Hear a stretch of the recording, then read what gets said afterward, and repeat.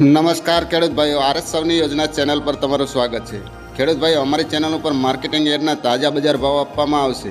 ખેડૂત ભાઈઓ, તે પહેલાં જો નવા આવ્યા હોય તો અમારી ચેનલને લાઇક અને સબસ્ક્રાઇબ કરી લેજો, જેથી તમને તમામ માર્કેટના બજાર ભાવ મળતા રહે। તો ચાલો ખેડૂત ભાઈઓ, આપણે જોશું આજના જીરાના બજાર ભાવ।